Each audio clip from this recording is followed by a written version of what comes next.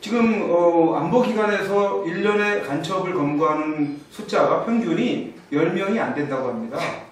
그러면은 이 정도 검거해가지고는 이 국내에 간첩이 얼마나 많습니까? 근데 왜 불신 검문 같은 제도를 없앴는지 안 하는 건지 모르겠습니다만 거기에 대해서 한번 좀 이야기를 해주시죠. 네, 불신 검문에 대해서 많이 얘기들 합니다. 그러나 그것은 자칫 잘못하면은 국민의 불편을 준다 해가지고 아마 이게 없앤 모양입니다. 그러나 경찰들에게 특별한 권리를 줘야 됩니다. 권한을 줘야지. 이게 뭐 경찰 알기를 이거 뭐 옆집 강아지만 또 못하게 아니 이게 치안이 됩니까 이게? 그리고 또 한 가지 우리나라 이 보안법을 폐지하자고 그러는데 나는 보안법을 강화해야 된다고 봅니다. 어느 나라든지 전부 다 자기네들 나름대로 우리나라 보안법에 해당하는 그런 법률이 다 있을 겁니다. 그러니까 나라가 지탱해 나간 거예요. 지금 이 땅에 간첩들이 지금 얼마나 준동하는지 우리가 지금 피부로 느끼고 살고 있지 않습니까? 그 얘기가 나온 김에 그 간첩 얘기가 나온 김에 말입니다. 그 촛불 집회 나가는 국민들 가운데 특히 싫어하는 말이 하나 있답니다. 태극기 집회에 계신 분들이 자기들 향해서 좌빨, 빨갱이 이렇게 얘기하는데 본인은 빨갱이가 아닌데 그리고 또 김정은도 싫어하고 북한의 체제도 싫어하고 어떤 그런 부분에 마인드를 가지고 있는데 왜 자기들을 향해서 빨갱이라고 하느냐 그게 싫다 이런 얘기를 하는 것 같습니다. 그런데 사실 그런 분들이 많이 있을 걸로 압니다. 왜 그러면은 그들을 향해서 빨갱이고 위험한지에 대해서 그러니까 촛불 집회에 참여하시는 분들 전체가 빨갱이가 아니라는 것은 뭐 맞는 말이죠. 그렇죠. 근데 어떤 부분을 향해서 위험하고 빨갱이적인 어떤 그 사상을 가지고 있는 집회인지 그 부분에 대해서 좀 한번 상세히 구분을 해주시면 좋을 것 같습니다. 그건 간단합니다. 거기 촛불 집회 나가는 분들이 전부 빨갱이는 아닙니다. 그 촛불 집회를 리더하고 있는 사람들의 사상이 빨갱이 사상을 가지고 있는 것. 이건 틀려오는 겁니다. 왜냐? 거기에 촛불 집회에 나간 분들이 영문도 모르고 거기 나가서 촛불 들고 있습니다. 왜? 박근혜가 싫기 때문에. 왜? 나라가 살기 힘들기 때문에. 염세주의자, 자기제. 그런 분들, 불평불만 하는 사람들 거기 나갑니다. 또 어떤 사람은 영문도 모른 채 끌려서 나갑니다. 나가서 보니까 그 분위기에 취해서 촛불 들고 서 있습니다. 그러나 딱 하나로 정의를 해서 내려준다면은 이북이 주창하는 그 용어를 쓰고 그 사상을 가지고 있는 건 전부 다 빨갱이입니다. 난 그렇게 봅니다. 예를 들어서 우리 대한민국 대법원에서 판결 내린 사건이요. 그러면 이석기를 석방하라, 통진당을 뭐 부활하라, 무슨 뭐 국가보안법 폐지하라, 미군을 몰아내라, 혹은 뭐 안정훈 국정원입니까? 국정원을 폐쇄하라, 그렇죠. 뭐 해체하라. 전부 다 이북이 그동안 주창했던 얘기들을 전부 사드에 절대 반대. 지금 우리가 공격하기 위해서 만든 것이 갖다 놓은 것이 아니라 방어하기 위해서 갖다 놓은 것 아니에요? 그럼 야당에서는 지금 뭐라고 그러냐? 그 사드 가지고 100%더 커버 못한다 이거예요. 100%를 커버하는 100% 커버하는 무기는 지구상에 그렇게 없습니다. 예를 들어서 사드 한 대를 가지고 저쪽에서 로켓이나 핵폭탄 10발을 터뜨려서 이 한국을 공격한다 할 때 그 중에서 80%라도 막는다면 이건 성공입니다. 그러면은 80%를 저들은 전부 다 화점이 전부 다 있어가지고 거기를 향해서 때릴 거다니까 각 부대를 향해서.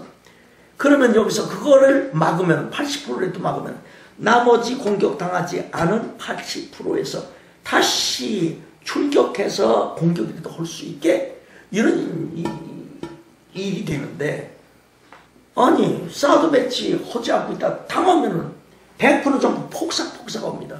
그땐 꼼짝없이 비행기 한 대도 출격 못해. 뭐 부대가 출동도 못해. 이 지경이 올 수가 있습니다. 근데 이런 것들을 전부 다 반대해가지고 네. 국론을 분열시킨다면 이게 빨갱입니다. 네. 나는 그렇게 봅니다. 공산주의자뿐만이 아니라 뭐죠? 네. 난 이걸 빨갱이라고 봅니다. 네.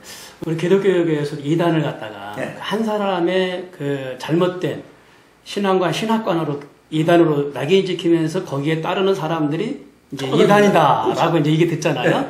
그런 식으로 이제 그 집회에 나가서 리더하는 사람들이 그런 사상을 가지고 하기 때문에 그렇죠. 나가 있는 사람들이 그냥 그런 얘기를 듣는 거다. 당연합니다. 김정은이가 지금 방송을 통해서 하고 있는 얘기를 여기서도 주장하고 있다면 그게 빨갱이지 뭐예요. 그런 소리 안 들으려면 거기를 아예 가지 말아야 되겠네요. 안 가면 그런 말 안 듣잖아요. 젊은이들도 그에 몰라서 가는 사람들 많아요. 거기 촛불 집회에 뭐 수십만이 모였다고 봅시다. 그 사람들이 전부 빨갱입니까? 아니에요. 거기는 대다수의 사람들이 영문도 모르고 박근혜가 싫어서 이 정부가 싫어서 또 경제가 안 풀려서 속상하던 판에 이게 탄핵시킨다. 그러니까 그냥 으쌰으쌰 하는 마음으로 거기 나가 있는 사람들이 있습니다. 그러나 그들 전부가 빨갱이는 아니지 않습니까? 언론 보니까 이렇게 많이들 나온 걸로 보이는데 참 언론마다 조금씩 달라요. 보도 내용이. 어떻게 보세요, 언론을? 언론? 네.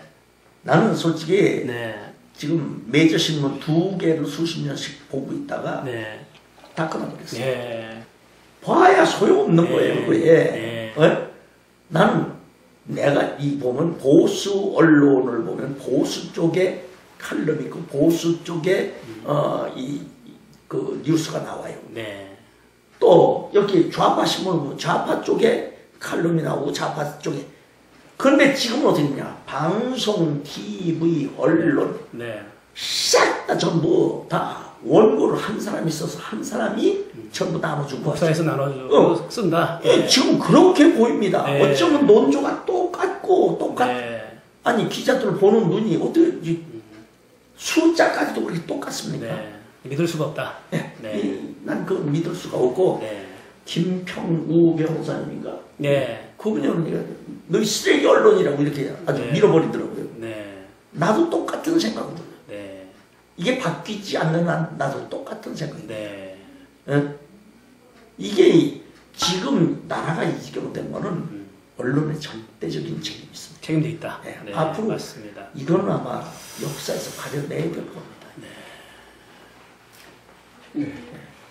좀 전에 그 목사님께서 말씀하신 촛불 쪽이 왜 어떤 그 빨갱이 소리를 듣게 되느냐에 대한 어떤 구체적인 사례를 말씀을 하신 걸 듣고 보니까 정말 그렇게 극명하게 대립이 됩니다. 지금 무슨 얘기냐면은 이석기석방, 그 다음에 통진당 부활하라, 주한미군 철수하라, 사드 배치 반대한다, 그 다음에 보안법 폐지하라, 재벌 해체하라, 그리고 태극기의 부정과 태극기 속에 오히려 세월호 리본 마크를 새겨놓고 그거를 든다든지, 그리고 애국가 대신 임을 향한 행진곡을 부른다든지, 이런 것들이 정말 촛불 쪽에 있는 쪽에서 이렇게 나타나는 현상이고, 태극기 쪽에 하고는 전혀 다르죠. 정반대네요. 그러니까 그렇게 그걸 가지고 주장하는 사람들이라면 이게 좀 빨갱이다 이거예요. 이런 것을 좀 비교할 수 있는, 분별할 수 있는 그 저기를 좀 가지고 계셔야 되겠네요. 당연하죠. 그리고 최근에 태극 문양 속에다가 노란 리본을 붙여서 인쇄까지 했더라니까요. 그걸 들고 나서 흔들어요. 나는 그걸 보는 순간 설득했습니다. 아니 태극기 문양 속에 우리 태극 문양 속에 노란 리본을 이렇게 붙인 것도 아니더라고요. 거기다 인쇄를 착 해서 가져와 놨어요. 그렇다면 우리나라 주권이 세월호 속에 있습니까? 그걸 보는 순간 막 섬뜩한 거예요. 이게 나라가 거꾸로 가고 있구나.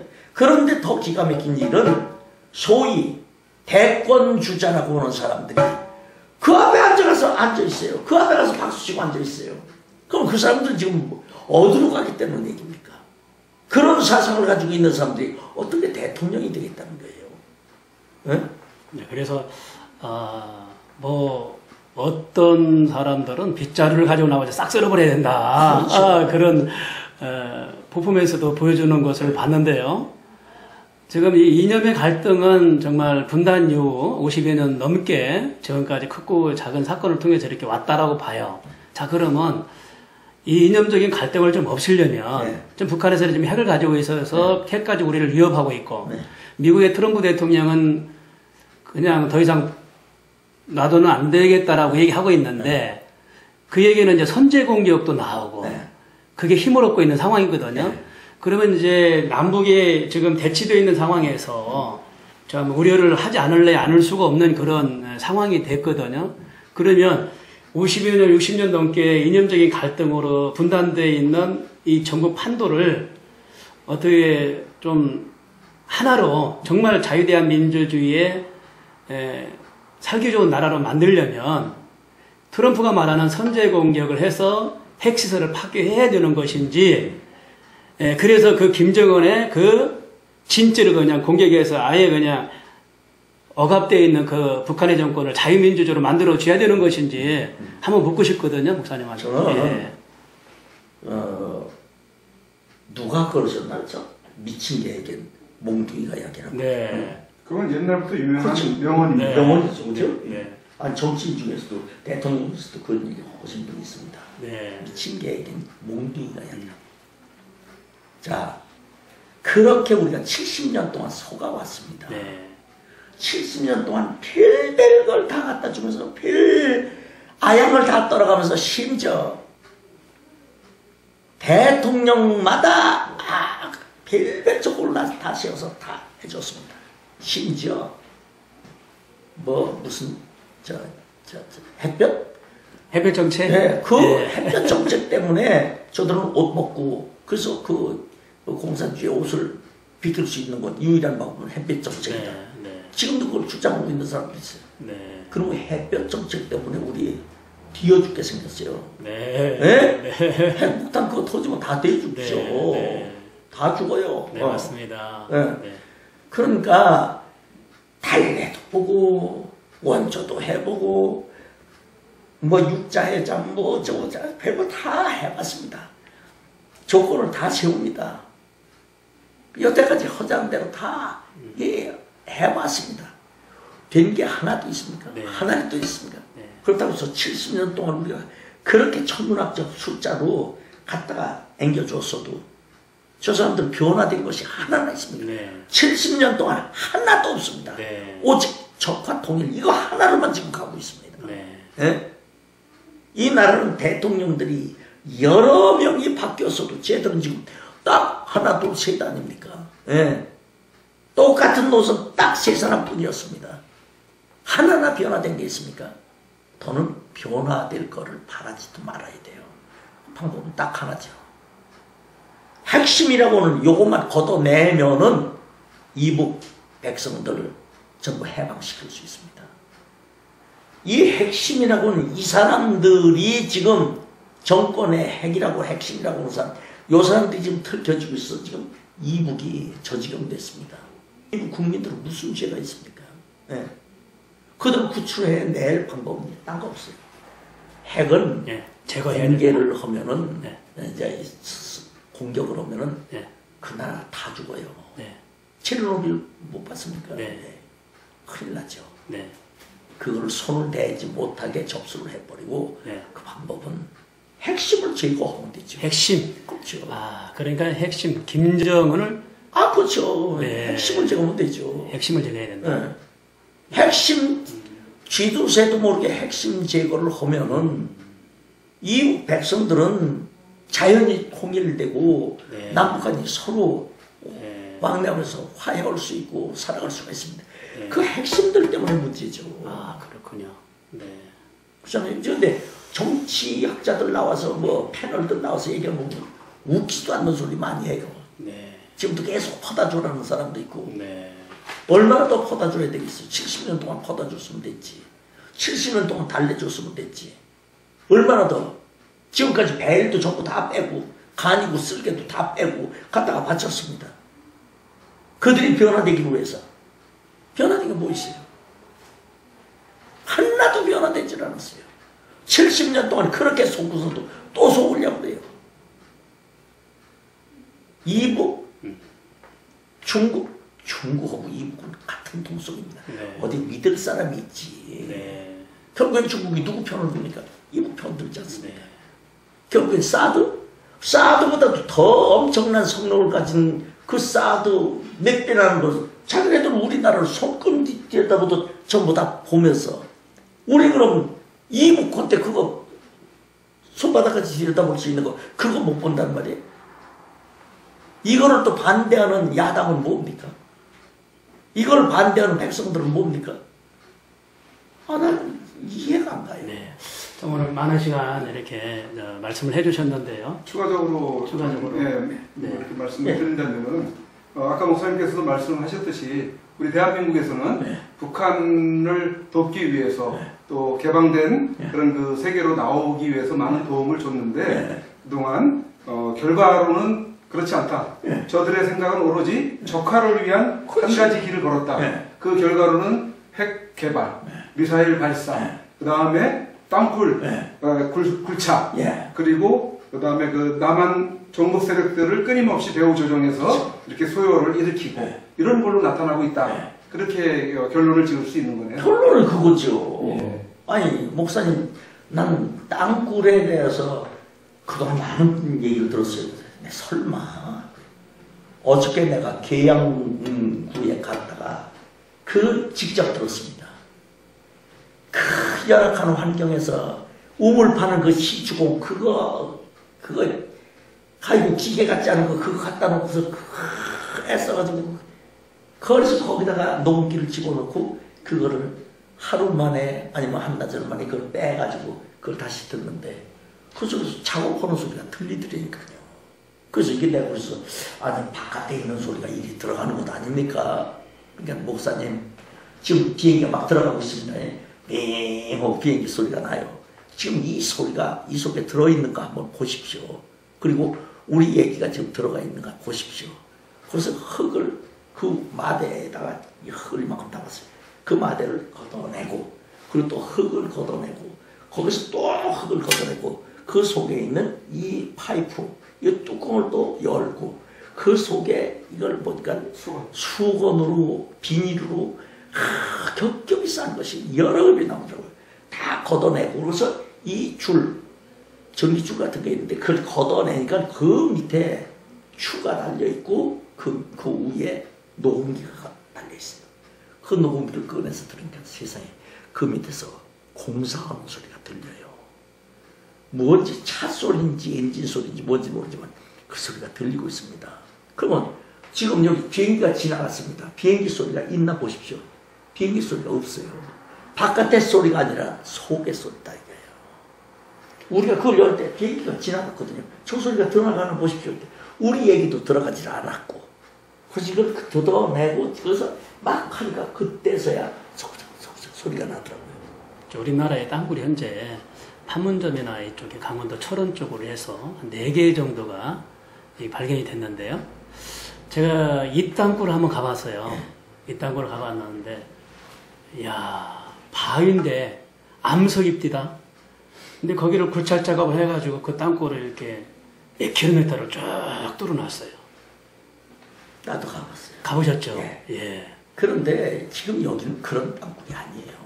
어떤 땅굴일까요? 꼭 월남의 구지 땅굴 같아요. 조금 더 구체적으로 좀 더 말씀드리면 구체적으로 개미굴하고 똑같아요. 개미굴처럼 예. 사방간대로. 예. 예. 흩어졌는데 예. 이제 소위 모선이 있겠죠. 예. 여기 이제 지선이 있겠죠. 네. 그런데 여기에 방들이 다 있는 거예요. 예. 예. 이게 여기 저 체크하는 게 있더라고요. 그 다우징. 네, 다우징. 다우징, 네, 네. 난 그 난생 처음 봤어요. 그러셨어요? 네. 근데 그걸 가지고 또 가는데 이게 예. 쫙 하고 열려요. 네.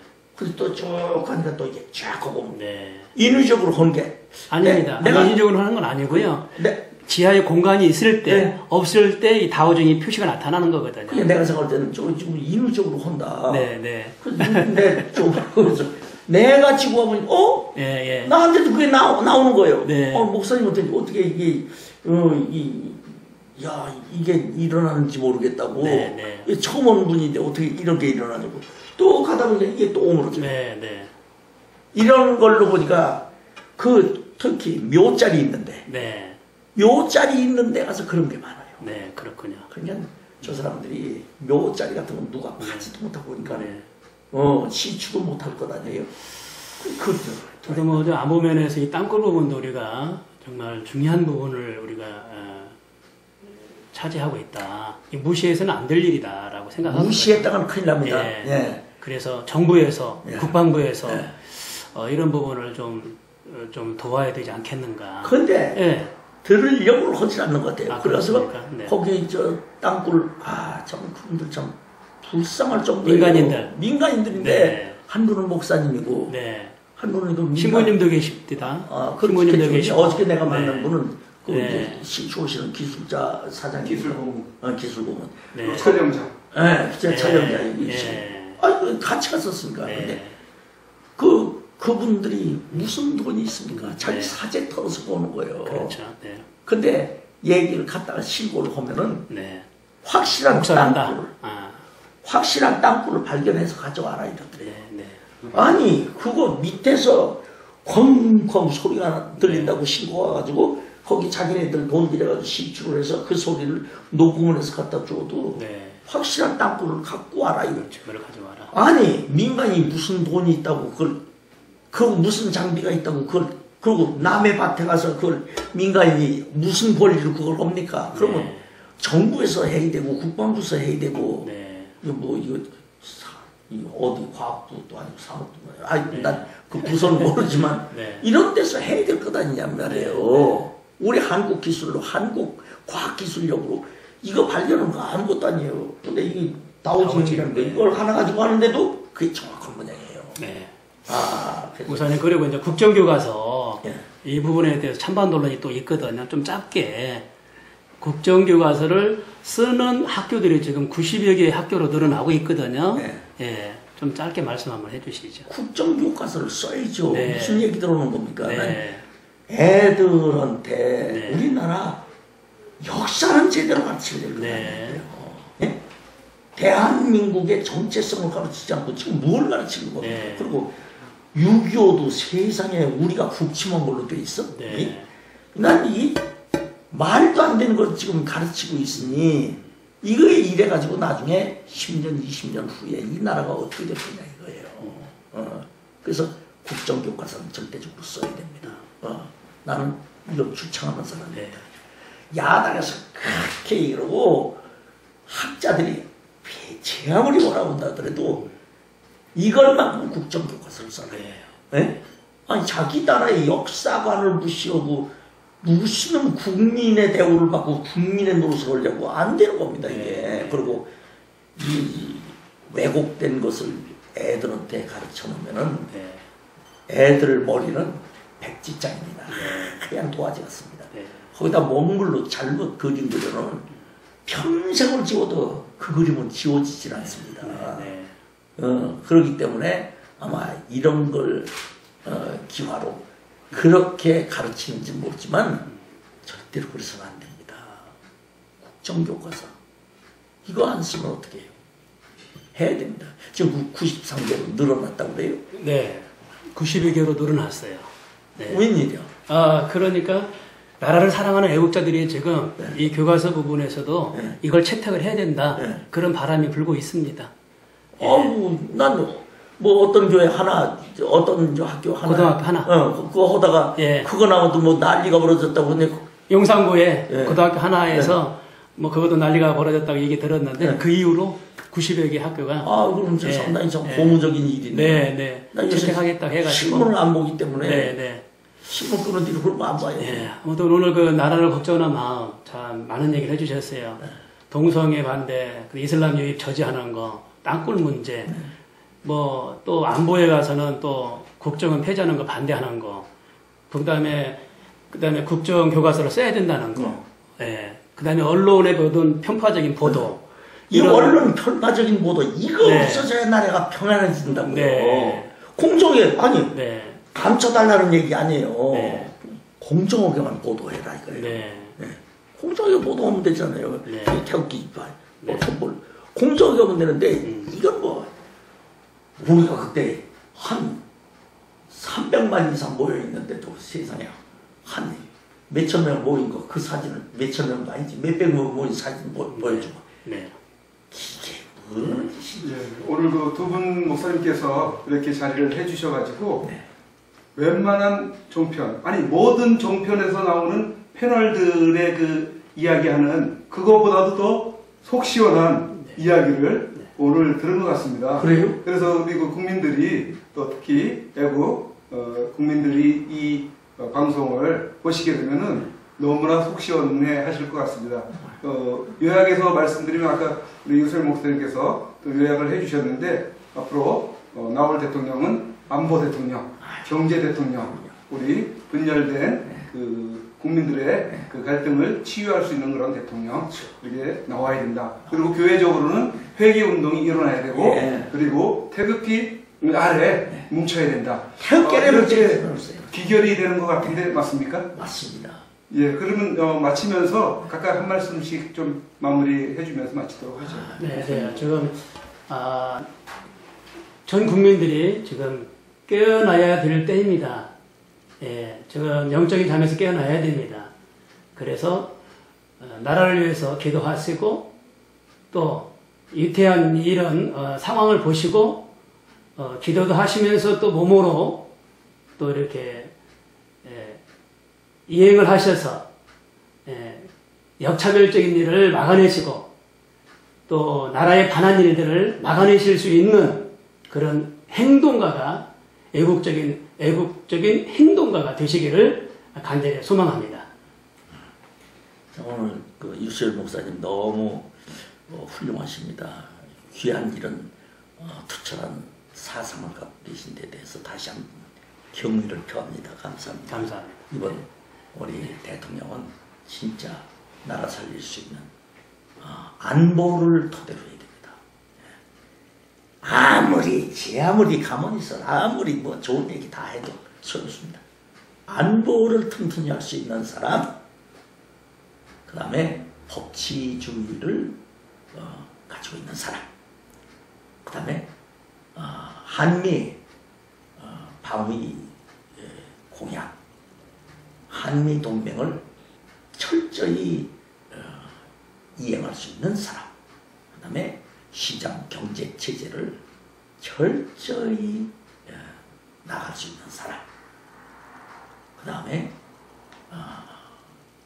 태극기를 들면서 애국가를 참되게 부를 수 있는 사람, 그런 분이 대통령이 되기를 간절히 소망합니다. 예, 감사합니다. 오늘 그 두 분을 모시고 1시간이 넘게 이렇게 그 대담을 했는데요. 이 방송은 국가비상대책 국민위원회, 그리고 나라사랑 시민모임, 그리고 남침 땅굴 탐사대 이름으로 방송이 나가게 되겠습니다. 오늘 두 분 감사합니다. 감사합니다. 수고하셨습니다. 수고하셨습니다. 아이고.